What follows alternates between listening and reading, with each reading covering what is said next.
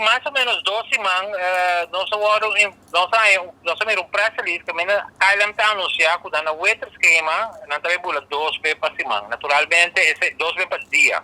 Naturalmente, está bom, para sombra e demanda para Holanda está alto.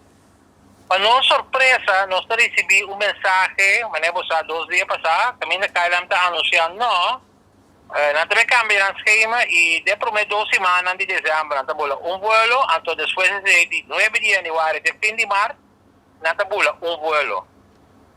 Esse aí custa nos mais ou menos 30 para 40 mil stools para a Holanda.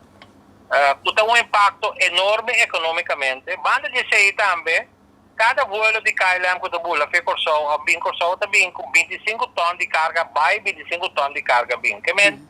Em totalidade, estamos falando de impacto econômico grande, não somente para o setor turístico, mas para o custo também para o PG, naturalmente.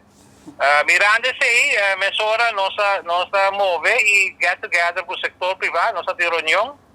E aí era nossa reunião junto com o primeiro-ministro e o ministro Sencha, para nós brainstorm que é a solução. Naturalmente, a CITDB também está envolvido, a CITDB está buscando, junto com o setor privado, chata para ver que nós põe vuelo de Brussels, junto com Air Belgium, e também mira se nós podemos increase o vuelo de TUI.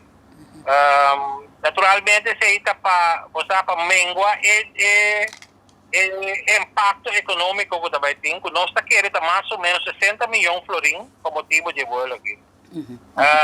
E nossa decisão ayer estava o setor privado também mandou carta para o primeiro-ministro, mostrando o impacto econômico que tem, mostrando o dano que também faz com a nossa economia. E, em cambio, também mandou carta para o primeiro-ministro Rutte para ver se nós fazemos algo ainda nessa situação aqui.